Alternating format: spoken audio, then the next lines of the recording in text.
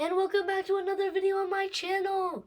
Today we will be solving another limit, but this limit is very important, and no, we will not be covering a method and solving examples. This entire video is focused on one singular limit, but this limit is very important to understand many things about calculus and beyond. And also, this provides a very satisfying conclusion and a nice link between algebra, geometry, and calculus. So, without further ado, let's move on to the actual problem of this video. Our challenge, or the problem, of course, is to find limits as x approaches 0 of sine x over x. Now, there are three main reasons why it's difficult. First of all, direct substitution gives 0 over 0, which is in an indeterminate form. Standard algebraic methods like factoring don't work, and you cannot use L'Hopital's rule due to something called circular reasoning, which I will explain later in this video. And why this limit matters, it's mostly the foundation for derivatives of the different trigonometric functions, and since it's the foundation for derivatives, it must also help with the integrals. So overall, a really great introduction to calculus almost, kind of one of the more foundational pieces. So that's basically about it. We have a couple arrows over here where I'm going to be showing the different steps it's going to take to solve the rest of this problem. But before we do any of that, I want to show a construction. This is a simple geometric construction that I have over here, and it contains three main areas. But first, I'll start by explaining what this construction is. This construction is used to create an inequality with areas, which will later help us use the squeeze theorem to make sure that this limit turns out to what we need it to turn out to. So, the three areas outlined are this orange triangle, the sector, and the black triangle. Keep in mind, all of this is inside a unit circle, and this over here is a unit circle. And these blue lines are just for the x and y axis to split it into different quadrants. Now, our first area is going to be the orange triangle, which is the least, because as you can see, the area of the sector, which is outlined in purple, it's not very easy to see, but if I drag this line, you can see this purple line over here. This sector has an area outside the orange triangle, and I'm moving my mouse or cursor right over it. Then we have the black triangle, which is the largest area. And as you can see, there's area even outside the sector. And since this is greater than the sector, and the sector is greater than the orange triangle, this black triangle must be greater than the dark orange triangle. So that's basically all for the inequalities of area. So if we go back, we can write area of orange triangle is less than or equal to, but I'm just going to do the less than symbol. Area of sector is less than the area of black triangle. So, now that we got this comparison done, let's actually turn this into equations. So, if we go back and if we look at the area orange triangle, it can be 1/2 of sine of x. Now, you might be wondering, how is that possible? Well, first, let's start by examining this point over here, which I'm highlighting right over here with my cursor. So, this point over here is at the point cosine theta, sine theta, or cosine x, sine of x, assuming the angle x is this angle over here, which I'm outlining with my cursor. So this is, if we call this angle x, that means this point must be cosine of x, sine of x. Now, the area of a triangle is, of course, base times height. So the height that means we have to figure out the height and the base. Now, since this is a unit circle, it's equal to 1, the radius, so consequently, the base of this orange triangle is also equal to 1. So that becomes half of the height. Now, if this is at the point cosine theta sine theta, that means the y-coordinate is sine theta, and since this is the x-axis, that's y is equal to 0. That means this must have a height of sine theta. So this would have 1/2 of sine. So let's write that down. The area of the orange triangle is equal to 1/2 of sine of x. Sorry, not sine of theta, since we're not working with sine of x. Now this is less than x over 2, which is the area of the sector. Now you might ask, how is that possible? How is it possible for it to be x over 2? Wouldn't it be much more complicated since it's really weird and it's so much different? Now let's listen to me over here. What we have over here is the area of a sector, and the formula for the area of a sector is 1/2 of r squared times x, where x is the angle in radians. Now, since the radius is equal to 1, 1 squared is 1, so that becomes 1/2 of x. But if you want to have another understanding, think about the area of the circle. The area of the circle is pi r squared, where r is the radius. Now, if we take a semicircle, it's pi over 2 r squared. Now, if we take the segment of 1/4 of a circle, it's, you guessed it, pi over 4 r squared.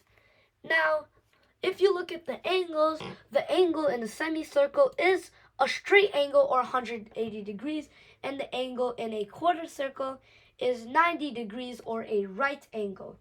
So each time the angle is getting divided by half, so that's where the half terms come from. Now the reason we're using x, and keep in mind x has to be in radians, that's the reason this formula works, is instead of pi, instead of the radians in terms of pi, we just generally have the radians, and that's why we can eliminate pi, because if we have, instead of having pi, the degrees to radians is the radians to degrees is 180 divided by pi. So what happens is we get 1/2 of x, or the angle, and then we have r squared from the original circle formula. So that's how we get x over 2. So if we go back, we can write this down. 1/2 of sine x is less than x over 2 is less than or equal to the area of the large triangle, which is actually 1/2 of tangent of x. So how does this work? Now, if we take this line over here going from 0, 0 to cosine of x, sine of x, and take the slope, you'll get sine of x divided by cosine of x, which is tangent of x. Now, tangent of x is the slope of this line. So we're going to continue it until we reach the edge of the circle and we have a vertical line, or we intersect the vertical line of x is equal to 1, since this point of over here at the end of the x-axis is 1, 0. So that means the slope of the triangle is going to equal to the height of this triangle. But how do we get to that part? Well, we understand the slope is tangent of x, but if you look over here, this line is the exact same, except the black part just continues the line instead of changing anything. So that means the slope of this line must be the same as the slope of the purple line. So that means it must be equal to rise over run, or the height of the triangle over the base of the triangle. So the height of the triangle is the height of the triangle. Well, we don't know that yet for sure. Well, we do, but we're going to prove it. And then the base of the triangle is equal to 1. So that means the height is equal to slope of this line, which is tangent theta. So that's how we get 1/2 of tangent theta. So this is the first step actually. This is the step that says, okay, now we have all the inequalities set up for the area and we're ready to start simplifying.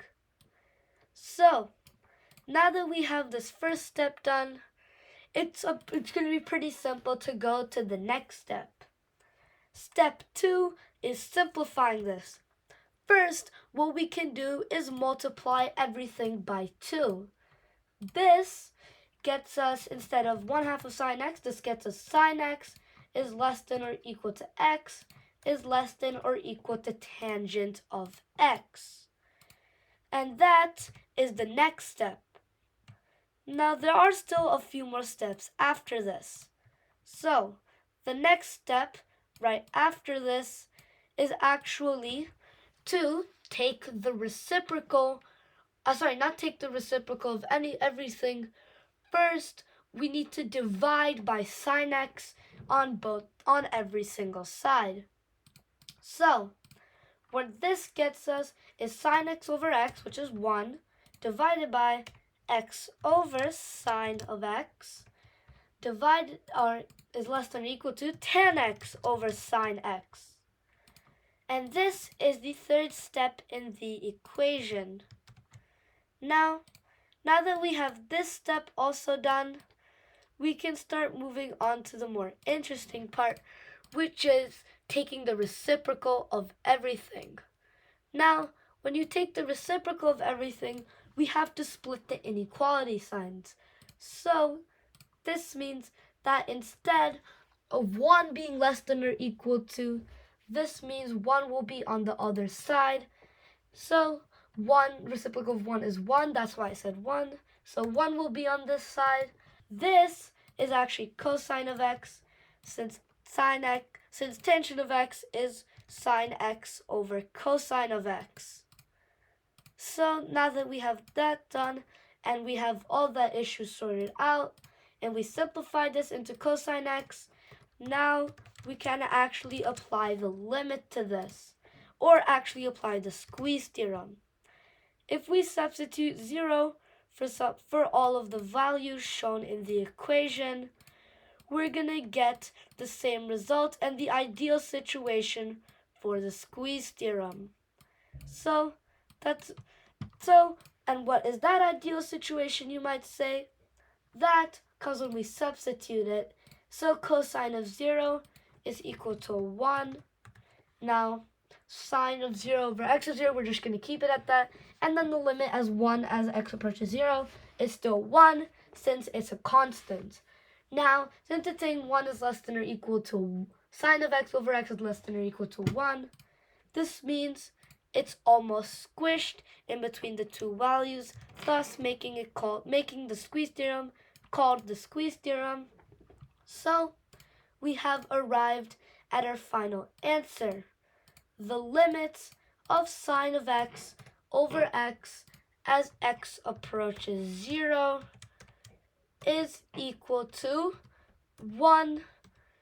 And that's basically about it for this entire solving of limits. But no, we are not done. What we did in this problem is we actually approached it from one side. We approached it from the right side as angles approach 0 from the right side. So we'd start with maybe 0.5 radians, then 0.25 radians, then 0.1 radians, and 0.01 radians, and so on until we reach 0 radians. But what we need to do is we need to verify it from the other side, and that's what the next slide is going to be for. What we need to do is extend this to all the negative values. Consider x is less than 0. That means we need to verify it from the left because we're not completely sure. So what we need to do is say, okay, let's say we're approaching it from -1 radians. Now, that means we'd have sine of -1 over -1. Now, sine of a negative function is the negative of the sine of the positive value. Basically, if we have sine of -1, that means it's negative sine of 1. So, if we have negative sine of 1 divided by -1, that means sine of 1 over 1, which is the same thing as if you had just taken the original values and made them positive. So, this is what we call an even function, where the positive and negative values are the same every time. Also, this can also mean it's symmetric around the y-axis. Now, that means if it's even, we can take the negative values and turn them into positive values, and it'll be the same thing, so it approaches 1. That means the left-hand limit approaches 1, the right-hand limit approaches 1, and this is our final solution. The two-sided limit exists, and it equals 1. This is a quick verification over here. We can see values of sine of x for very small of x. This is just plug and chug and making a conclusion from that. So you have 0.1, 0.01, 0.0001, and so on, you know the drill. Now, the geometric intuition is as the angle gets smaller, the arc length will get closer and closer to the chord length. And also, that means the height of the triangle, of the larger triangle, will go less and less and less until it meets with the chord and the chord and the arc. So that's basically all the geometric intuition and all the verification needed to solve this problem. Why does this method work? Number one, it avoids circular reasoning. Circular reasoning is if you're dependent on something that says, all right, this is a topic, this is the derivatives, and we need to know the derivatives of the trigonometric functions in order to solve this. But this is actually part of the proof for trigonometric functions, so we can't use it because technically it would invalidate the theorem and we're assuming things, which is a big no-no in the world of math. Now, the second thing is it uses pure geometry. It doesn't use anything too complicated, just algebraic manipulation and geometric intuition, and it's based on area comparisons in a unit circle, which is actually very simple and oddly satisfying.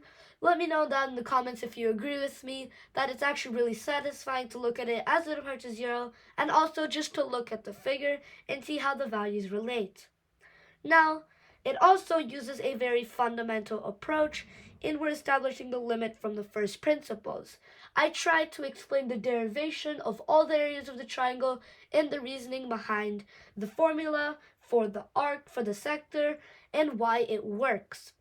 And this limit enables the derivative of sine of x, as we'll show in our actual calculus series, or maybe in our intro to calculus series itself. The applications, and it's important. So the first, of course, as it's said multiple times, is the derivative of the sine function. The derivative of the sine of x equal cosine of x depends on this limit to prove it. So that's really about it for the derivatives. Now, other trigonometric limits reduce to this fundamental one. Examples is if we have limit as x approaches 0 of 1 minus cosine of x over x squared is 1/2. This also reduces to sine of x if you look carefully. Limit as x approaches 0 of tangent of x over x is equal to 1 also reduces to this.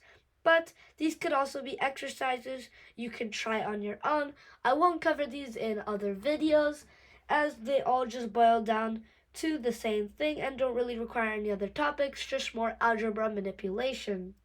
And this is a foundation also for Taylor series, Fourier analysis, and differential equations, which kind of shows a rigor and geometric proof, and also numerical verification, which is a little bit important in Taylor series. Now, this is the conclusion. Final result, it's equal to 1. The method used is using geometric intuition and inequality and the squeeze theorem. And I'd say the one thing you should probably take away from this video is it doesn't always have to be complex equations writing over and over again. As I showed you, it was in 6 steps after figuring out all the areas. So sometimes geometry provides the clearest path to something you would think is probably geometrically unsolvable. Like, how would this work? Sine x over x is not an area thing. That's not very geometrical. That's always algebra. Turns out it's not true. So that's about it. Thank you so much for watching. See you in the next one. And before you go, please make sure to like, subscribe, and hit that notification for more awesome videos just like this. And go down in the comment section to recommend new video ideas or to help me improve my channel. Thank you so much. The support is always appreciated. And see you in the next one.